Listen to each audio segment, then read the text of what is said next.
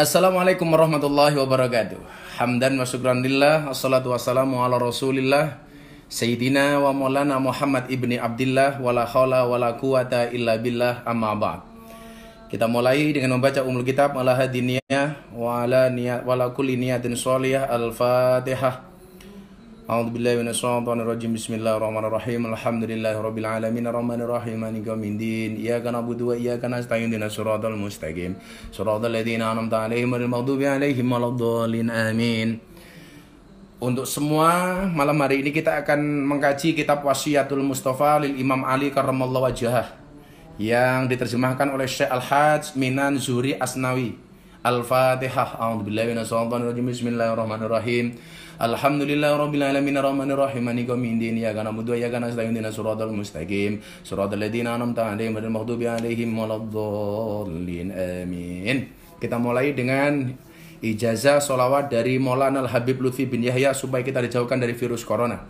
Allahumma sholli ala sayyidina Muhammadin wa ala ali sayyidina Muhammadin bi'addi kulli da'in wa dawa'in. Allahumma sholli ala sayyidina Muhammadin wa ala ali sayyidina Muhammadin bi'addi kulli da'in wa dawa'in. Allahumma sholli ala sayyidina Muhammadin wa ala ali sayyidina Muhammadin bi'addi kulli da'in wa dawa'in. Ijazah Mbah Hasyim As'ari. Li khamsatun utfi biha harral waba'il hatimah al-Mustafa wal Murtada wa ibnahuma wa Fatimah. Li khamsatun utfi biha harral waba'il hatimah al-Mustafa wal Murtada wa ibnahuma wa Fatimah. Li khamsatun utfi biha harral waba'il hatimah al-Mustafa wal Murtada wa abnahuma wa Fatimah. Li khamsatun utfi biha haral waba'il hatimah al-Mustafa wal Murtada wa abnahuma wa Fatimah. Alhamdulillahirabbil alamin. Hari ini kita di hari pertama di bulan Ramadan, malam kedua tarawih. Saya bisa menjumpai kawan-kawan baik di Instagram maupun di Facebook. Kita malam hari ini akan mengkaji kitab Wasiyatul Mustafa, wasiatnya Rasulullah Muhammad SAW kepada Sayyidina Ali bin Abi Thalib. Gimana puasanya hari ini, lancar? Sudah berbuka? Sekali lagi, jangan berbuka dengan yang manis, tapi berbukalah dengan keluarga. Kenapa? Karena setiap yang manis belum tentu mau diajak berkeluarga. Yuk, kita ngaji yuk. Bismillahirrahmanirrahim. Bagi yang mau membeli kitabnya, itu di toko-toko buku banyak. Cari yang jenggotan juga nggak apa-apa. Bismillahirrahmanirrahim.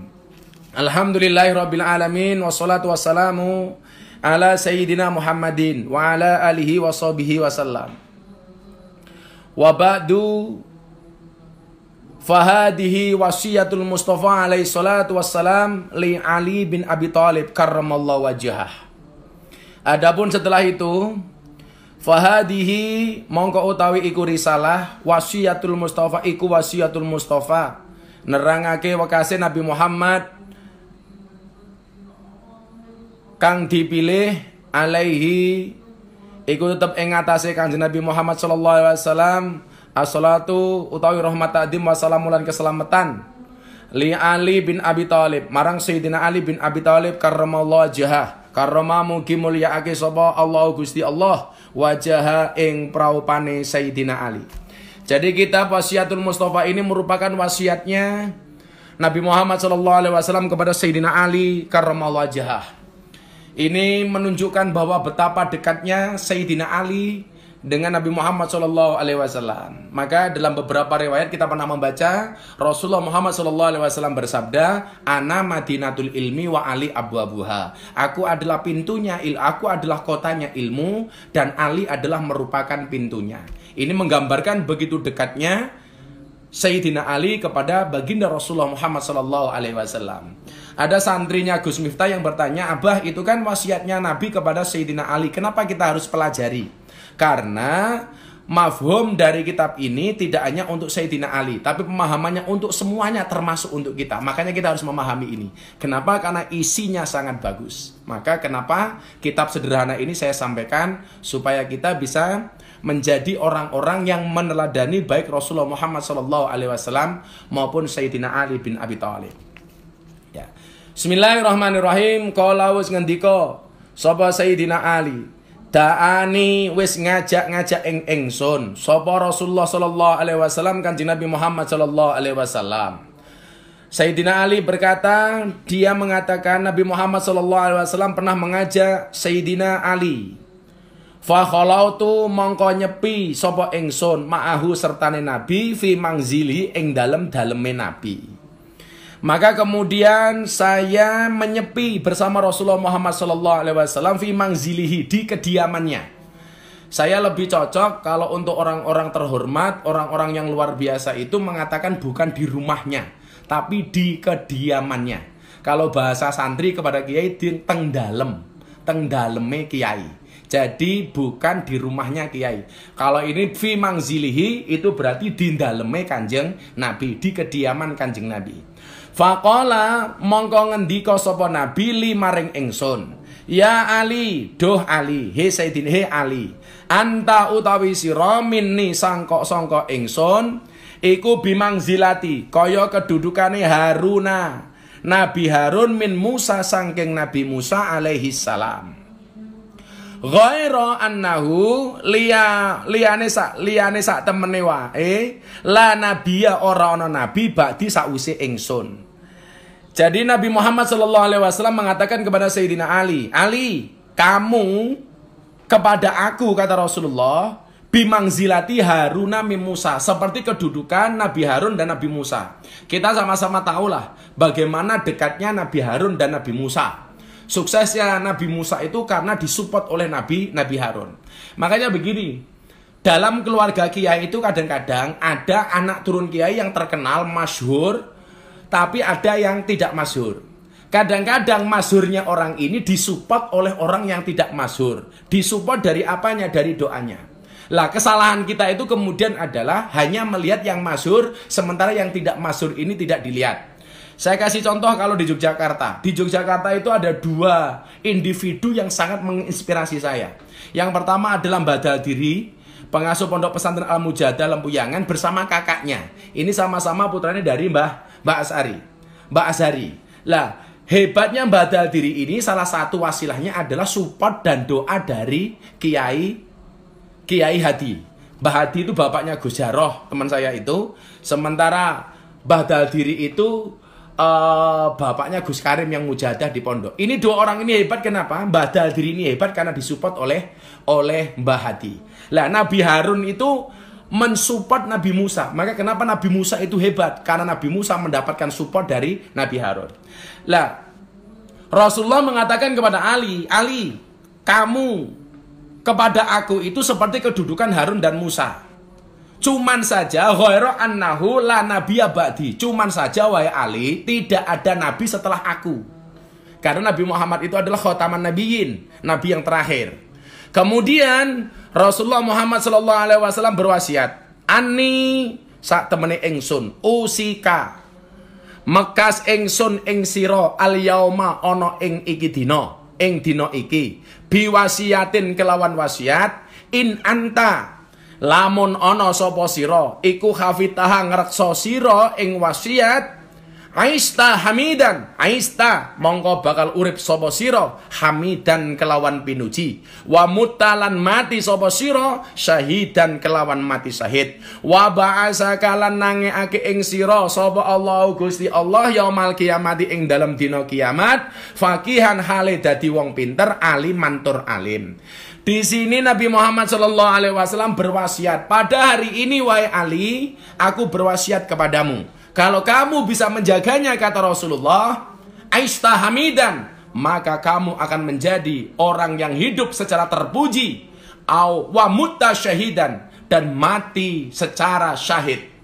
Jadi kalau wasiat-wasiat ini kemudian dilakukan, maka akan menjadi pribadi-pribadi yang terpuji, linweh, luhur, dan kalau toh mati dalam keadaan syahid. Wa ba'asaka lan nangake ing sira sapa Allah Gusti Allah yaumal qiyamati faqihan aliman, dan Allah akan membangkitkan kamu wahai Ali pada hari kiamat menjadi faqih dan alim. Lah, wasiat-wasiat ini nanti akan kita baca. Bagaimana kemudian wasiat-wasiat ini Ketika kita lakukan, kita akan mendapatkan keberkahan dari dawuh Kanjeng Nabi dan dari akhlaknya Sayyidina Ali. Tapi mohon maaf ya teman-teman ya. Anda barangkali tahu kelompok yang namanya Syiah. Syiah itu orang yang terlalu mengkultuskan Sayyidina Ali. Maka semua sahabat Nabi dari Abu Bakar, Umar, Utsman itu disalah-salahkan semuanya. Bahkan orang-orang Syiah itu ketika ziarah ke Raudhah itu kadang-kadang tidak mau lewat makamnya Kanjeng Nabi, karena di situ ada 2 makam sahabat yang lainnya, Abu Bakar dan Umar. Ini tentunya tidak dibenarkan. Orang-orang yang suka menyalah-nyalahkan sahabat-sahabat Rasulullah itu adalah Syiah.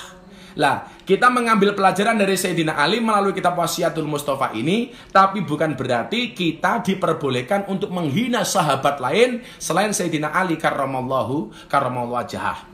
Barangkali ada pertanyaan begini. Kenapa kalau Abu Bakar, kalau Anda terawih itu kan begini. Al-Khalifatul Ula Sayyidina Abi Bakr Siddiq radhiyallahu an. Itu kan. Kalau di terawih di kalangan orang-orang Nahdien itu. Kalau di Muhammadiyah enggak ada itu. Al-Khalifatus Tsani Al-Khalifatus Tsani Sayyidina Utsman bin Abu Bakar Umar bin Khattab. Kemudian Utsman bin Affan radhiyallahu an. Tetapi kenapa kalau Sayyidina Ali itu jatuhnya karramallahu wajhah. Allah memuliakan wajahnya Sayyidina Ali. Alasan yang diterima, yang sering saya pahami dari guru-guru saya, yang pertama, Sayyidina Ali dimuliakan oleh Allah karena dari kalangan anak muda yang masuk Islam pertama kali di kalangan as-sabiqunal awwalun. Kemudian yang kedua, Sayyidina Ali itu tidak pernah melihat kemaluannya sendiri. Rungokno wi, cacah lanang wi. Sayyidina Ali nggak pernah melihat kemaluannya sendiri. Jadi kalau beliau itu kemaluannya sendiri saja tidak pernah dilihat, apalagi punya orang lain. Sayyidina Ali itu kalau kencing, kalau kumpul dengan istrinya, BAB, BAK, tidak pernah melihat kemaluannya sendiri. Orang kaya awakmu malah geulo-ulowan, nguyuh malah dawa-dawan, nguyuhi leng semut, ngelompati pager, nguyuh ngelompati genteng, wood itu. Sayyidina Ali itu kalau kencing tidak pernah melihat kemaluannya sendiri. Rungokno ya.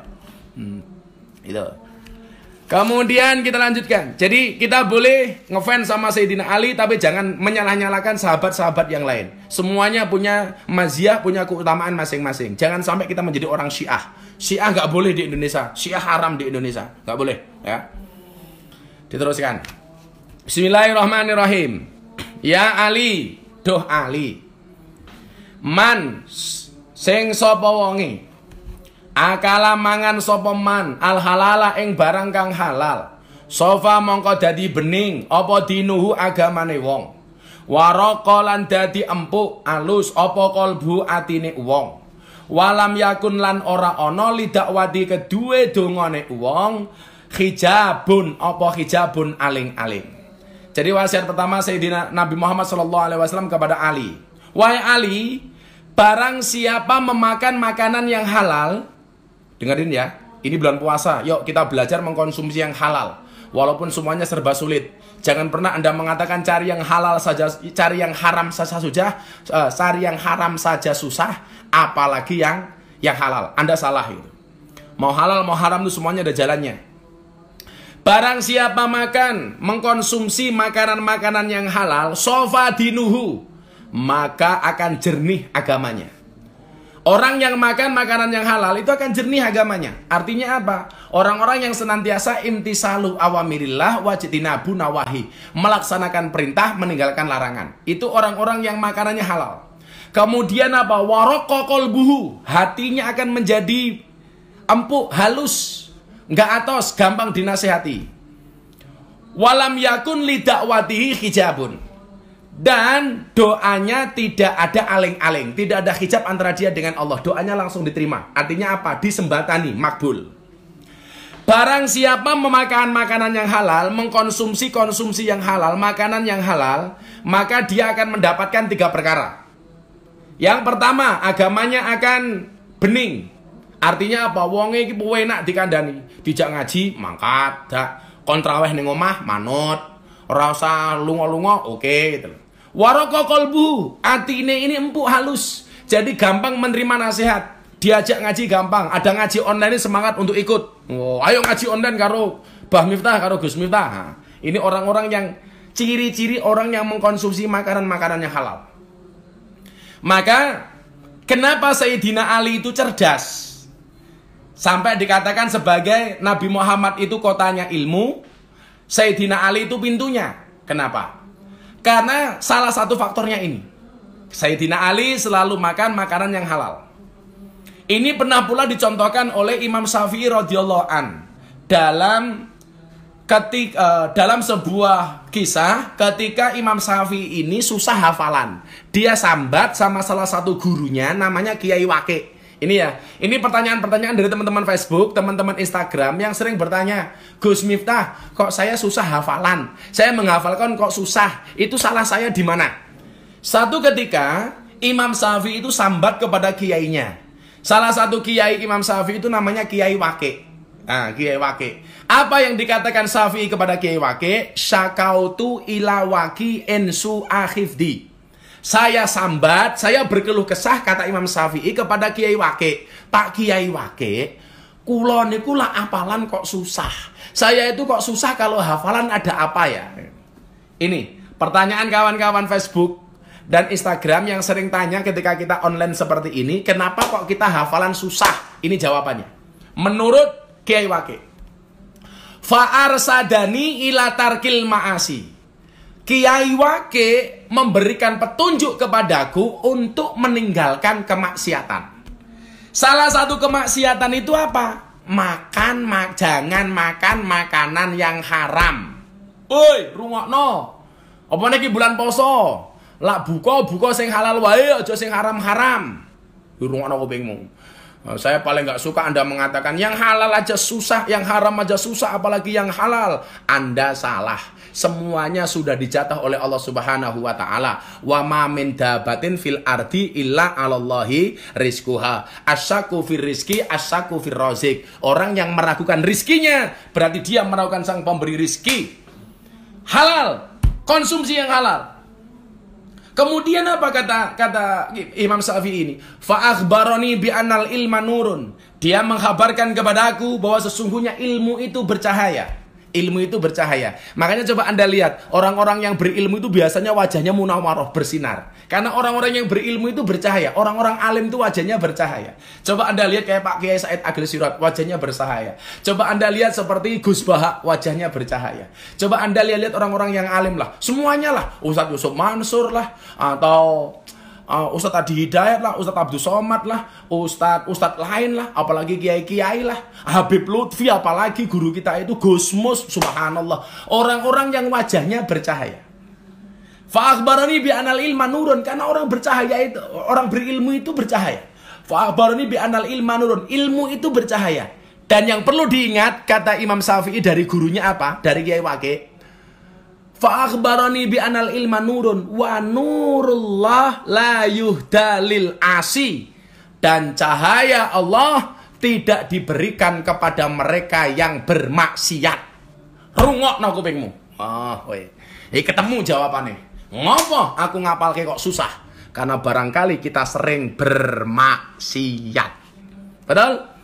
Kenapa kita ngapalke kok angel men? Barangkali kita terlampau banyak maksiat. Karena menurut Kiai Waqi', petunjuknya kepada Imam Syafi'i, seseorang itu tidak akan pernah mendapatkan ilmu dan dia akan susah menghafal. Kenapa? Karena belum bisa meninggalkan maksiat. Maka dawuh Kanjeng Nabi kepada Sayyidina Ali, barang siapa yang mengkonsumsi perkara makanan-makanan yang halal, dia yang pertama akan jernih agamanya, yang kedua akan lembut hatinya, dan yang kedua, doanya tidak akan ada hijab dari Allah Subhanahu wa taala. Artinya apa? Kalau dia berdoa diterima oleh Allah Subhanahu wa taala. Sadurunge tak teruske, rungokno tenan iki. Kita selama ini kan sering kalau berdoa, ya Allah, kok kenapa sih doaku jarang dikabulkan? Enggak mandi-mandi. Padahal Allah mengatakan, ud'uni astajib lakum. Berdoalah, maka aku kabulkan. Wa idza sa'alaka ibadi fa inni qarib. Allah itu dekat. Tapi kenapa kalau berdoa itu kita kadang-kadang belum dikabulkan? Barangkali ada makanan yang haram yang menempel di tubuh kita. Na'udzubillah min dzalik. Saya kasih contoh lagi. Dulu, api toh belangkonku? Wah. Ditakon, Gus belangkonnya api. Kacamatanya api.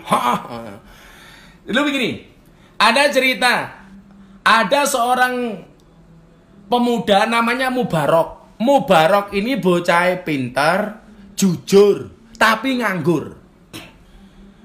Pintar, jujur, nganggur. Nggak punya pekerjaan. Iki para jomblo-jomblo itu. Aku hidupku hanya pengen cukup saja. Cukup melihat senyumnya aku bahagia. Rungokno sing jomblo-jomblo ini. Ada seorang pemuda namanya Mubarok. Ini bocah pintar tapi nganggur. Dia mencari pekerjaan.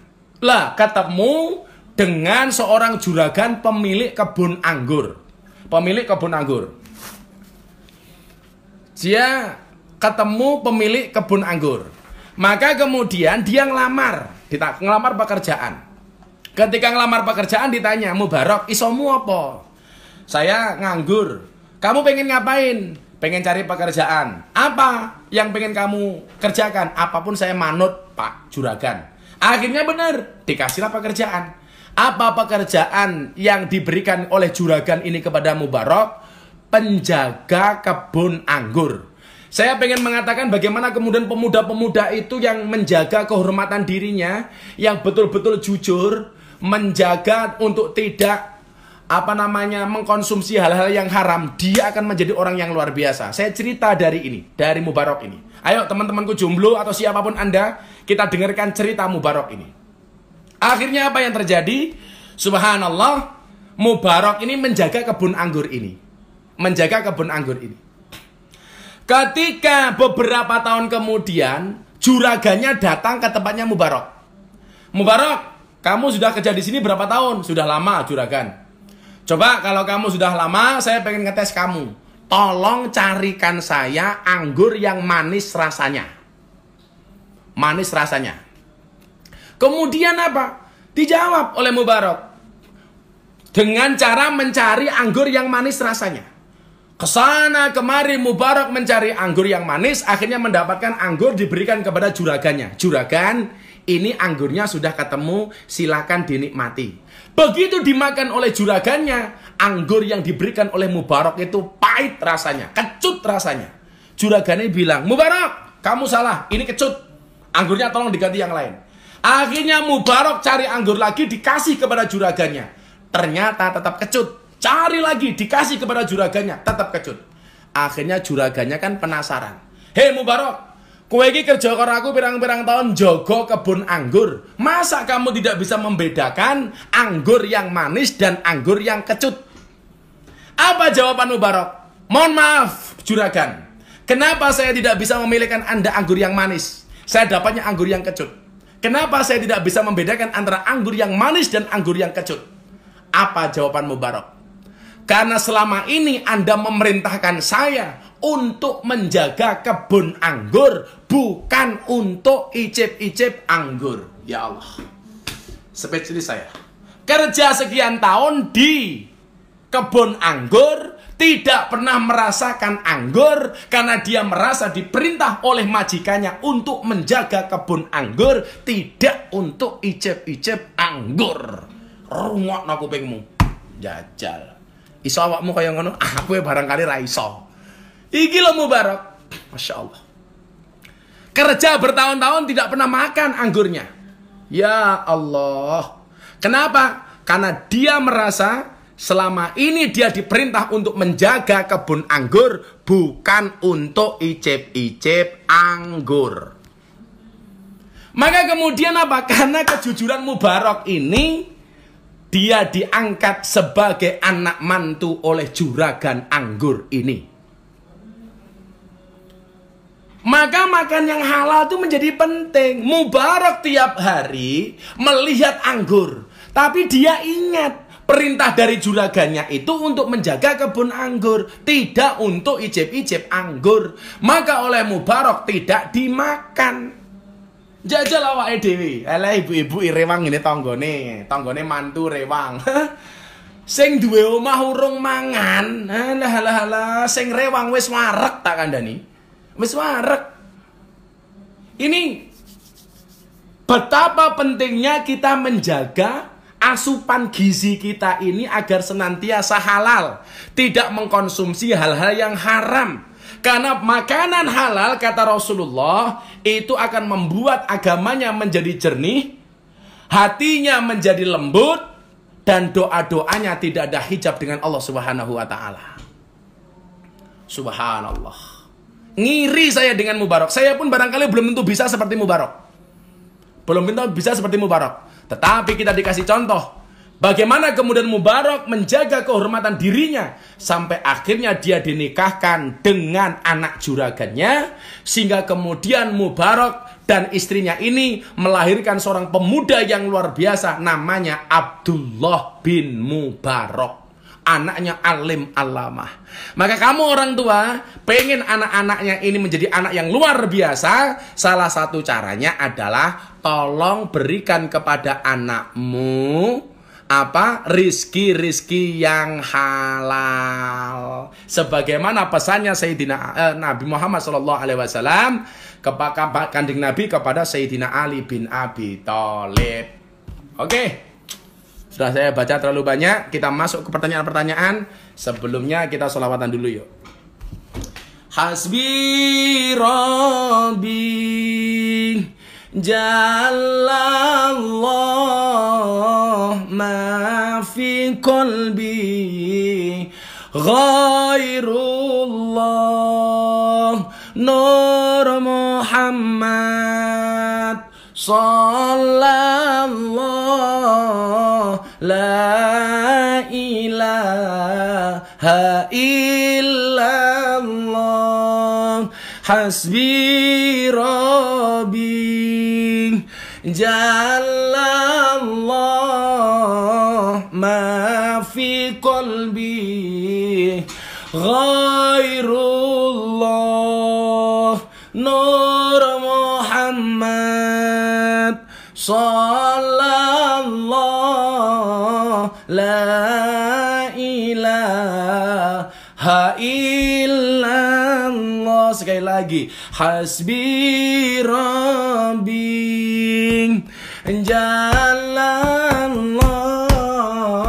ma fi qalbi Ghairullah Nur Muhammad Sallallahu la ilaha illallah. Silakan kalau ada pertanyaan. Kalau belum ada pertanyaan, kajian kitabnya saya lanjutkan. Ya, sekali lagi untuk kawan-kawan yang di rumah, kalau Anda ingin membeli kitabnya, nama kitabnya Wasiyatul Mustafa, wasiatnya Sayyidina Nabi Muhammad SAW kepada Sayyidina Ali karramallahu wajhah. Ya, kitabnya tipis. Kita kaji setiap malam, insya Allah kalau saya sehat, kita kajian seperti ini. Oke? Coba sebelum saya lanjutkan, saya baca pertanyaan dari Instagram. HBI. Pertanyaan dari saudara Ridho Coco 11. Langkah awal apa Gus biar jauh dari kemaksiatan? Uhibbus solihina walastu minhum. Kata Imam Syafi'i, saya mencintai orang soleh walaupun saya bukan merupakan bagian dari orang soleh. Maka kalau Anda pengen menjadi baik, salah satunya adalah cintailah orang-orang soleh. Orang-orang soleh. Walastu minhum. Walaupun Anda bukan merupakan bagian dari orang soleh. Minimal yang pertama Anda senang dengan orang soleh. Uhibbus solihina walastu minhum. Kenapa kita harus mencintai orang soleh? La'alli an anala bi musyafa'ah. Karena saya berharap mendapatkan kebaikan-kebaikan dari orang soleh. Nah, jadi kalau kamu pengen langkah awal apa biar jauh dari kemaksiatan, dekatilah tempat-tempat kebaikan. Mulailah berkumpul dengan orang-orang yang baik. Mulailah berkumpul dengan para ulama-ulamanya Allah. Alaikum bimujalasatil ulama. Supaya kemudian kita dibimbing oleh orang-orang itu supaya menjadi baik. Wa akrahu man tijaratuhul ma'asi. Saya membenci orang-orang yang berbuat maksiat. Kalau saya mengatakan yang saya benci itu bukan orangnya, tapi kemaksiatannya. Orangnya kita rangkul, kemaksiatannya kita pukul. Kemaksiatannya kita singkirkan, orangnya kita berpelukan. Kita dorong mereka, kita support mereka supaya menjadi orang-orang yang luar biasa di hadapan Allah Subhanahu wa taala. Oke, dari Instagram seperti itu. Pertanyaan biar imbang dari Facebook. Tadi Facebook sempat 6.000, ini tinggal 4.000. Instagram 3.000 lebih. Terima kasih. Dari lumampah ing ginaris, Gus pripun carane mboten khawatir tentang rezeki sehingga tak bisa terjaga dari rezeki yang kurang baik. Mas lumampah dan kalian semua, kita itu hidup di dunia karena keinginan kita atau karena undangan Allah. Saya pastikan bahwa kita hidup di dunia ini bukan karena keinginan kita, bukan karena keinginan orang tua kita, tapi karena kita diundang oleh Allah. Kalau kemudian kita hidup di dunia ini karena undangan Allah, berarti siapa yang bertanggung jawab dengan rezeki kita? Jawabannya jelas, Allah. Saya kasih analogi. Kalau Anda diundang tetanggamu selamatan, genduren, kamu nggak usah repot-repot mikir berkat. Kenapa? Karena berkat itu bukan urusanmu, tapi urusannya sing ngundang. Kewajibanmu tinggal berangkat, insya Allah mesti kebagian, asal lungguhe ra pindah-pindah. Gus Miftah diundang pengajian, nggak pernah mikir amplop, nggak pernah mikir sangu. Kenapa? Karena Gus Miftah yakin sing mikir amplop, sing mikir sangu kuwi panitia. Lah ngaji ngene iki ora ana amplope, ora ana sangune, malah aku kentekan kuwota. Tapi ra apa-apa, mergo aku seneng karo awakmu. Mergo aku pengen ngaji bareng-bareng karo awakmu, golek selamat bareng-bareng karo awakmu. Dadi lah ngaji ngene iki aku ora ana sing amplopi, tapi mergo senengku marang sliramu. Cintaku padamu seperti coronavirus, tidak kelihatan tapi serius. Kentekan kuwota ra masalah. Tapi insyaallah besok ada beberapa pengajian online begini, ada beberapa pihak yang mau ngasih sponsor support lumayan, iso gitu kuwota, iso tuku pulsa, iso ngaji kitab para awakmu, rasa cerigis, ora urunan, cerewet, senengane ngonek-ngonek ke tuman. Tanya lain. Ayo, apa lagi pertanyaannya? Apa lagi pertanyaan ini? Gus, saya fan-nya Gus Miftah, terima kasih. Izinkan saya foto bareng kamu, Gus. Suatu kebanggaan bisa foto bareng. Ya sudah, kamu ambil HP-mu langsung ini aja capture. Ketemu Rawiso foto bareng. Ya mudah-mudahan besok ada kesempatan untuk foto bareng ya Mbak. Ya siapa itu? 06 Mbak atau Mas tuh nggak paham saya. Doa saja mudah-mudahan corona segera berakhir. Oke? Abdul Jalil, Gus ngaji Fathul Ijar. Alah senengan ngaji aneh-aneh. Yang ngaji sederhana wae. Pemana iki? Dari Dwi Dodo Kinah, bagaimana hukumnya kita terima upah dari hasil korup, tapi kita kerja dengan keringat kita? Kalau kita tahu orang itu mau korup, ya jangan diterima lah. Jangan diterima, ya. Itu nanti masuk perkara haram itu nanti. Nanti ini saya lanjutkan hadisnya ngeri loh. Kan tadi baru bahas yang halal ya. Bagaimana kemudian kalau kita makan yang subhat? Bagaimana kemudian kita kalau makan yang haram? Itu konsekuensinya seperti apa? Itu ada semua di sini. Diterangkan di dalam kitab ini. Hati-hati, jangan yang haram lah, leh. Tahu itu haram ditinggal lah. Gus, cara menghindari maksiat di bulan puasa dari HSB HBTL jeneng opo? HSB HBTL mung jenenge sing apik lho, maca gampang. HSB HBTL. Apa ya ora paham aku. Kan kalau bulan Ramadan itu Futihat abwabul jannah, pintu-pintu surga semuanya dibuka. Wa ghuliqat abwabun nar, pintu-pintu neraka ditutup. Wa sufidatis syayatin, setan-setan itu dipenjara. Ini artinya apa? Kita beribadah di bulan Ramadan ini seharusnya nyaman. Karena apa? Karena surgane ngawe-ngawe, nerakane ditutup, setane dipenjara. Persoalannya setane di penjara, awake dhewe malah kelakuane kaya setan. Yeah. Tapi kamu sadar nggak sih? Sadar nggak sih? Kemarin-kemarin kita sudah disuruh di rumah sebelum Ramadan itu, stay di rumah. Kita hari ini mohon maaf, kita sudah dirumahkan sebelum setan itu dirumahkan. Kalau setan itu dirumahkan baru bulan Ramadan. Tetapi kita semuanya sudah dirumahkan sebelum bulan Ramadan. Kenapa? Bukan karena kita seperti setan, tapi karena untuk memutus penyebaran virus corona. Jadi sebelum setan di penjara, ada di penjara tak kandani, supaya corona ini orang menyebar kemana-mana. Oke. Apa iki pertanyaan meneh iki? Saya izin mau tanya, saya tinggal di Korea, tanah di Korea yang mau ditanami di pupuk kotoran babi, apakah padi sayuran akan jadi haram? Ya, tak pikir enggak ya kalau kemudian dari pupuknya. Contohnya begini, orang ngingu lele itu kan kadang-kadang makanannya juga telek juga. Ya mohon maaf tai, sapi turute. Apakah kemudian lelenya menjadi haram? Enggak lah. Kan itu tidak langsung ya. Tidak langsung. Nggih apik iki. Dwi Listanta. Gus, melu poso tapi ra melu salat. Poso tapi ra salat. Rukun Islam itu kan ada 5 ya. Yang pertama adalah syahadat. Syahadat itu seperti sandal, sepatu. Kemudian sholat itu seperti celana. Jadi orang yang telanjang, dia sudah bersyahadat. Orang itu sebenarnya telanjang. Begitu dia bersyahadat, maka ibarat orang telanjang yang sudah menggunakan sepatu. Nah, begitu kemudian dia sholat, dia syahadat, dia sholat, ibarat orang telanjang sudah pakai sepatu plus pakai celana. Ah, aman. Kemudian dia puasa seperti pakai baju, nah, kan?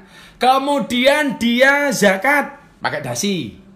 Kemudian dia haji pakai kopiah. Nah, pertanyaannya, kalau ada orang nggak mau sholat tapi dia mau puasa, itu bagaimana Gus? Itu ibarat orang telanjang pakai baju dan pakai sepatu. Berarti ayo wong kentir. Lucu meneh ra gelem salat, ra gelem poso, ra gelem salat tapi ben taun haji. Kuwi ibarat wong wuda nganggo sepatu, ora nganggo kathok, enggak pakai baju, enggak pakai dasi, tapi pakai topi, pakai kopiah. Ada orang enggak salat, ya kan? Enggak puasa. Tapi dia karena hartanya banyak, sergap sedekah. Ya, ibarat wong wuda mau nganggo dasi, kentir.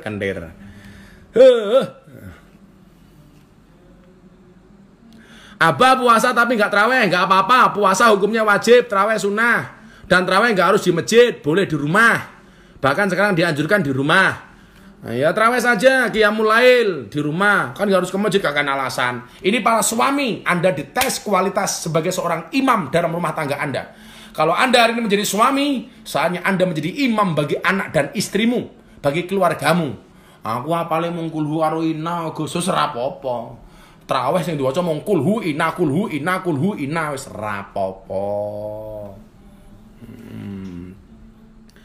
Tangerang hadir, terima kasih.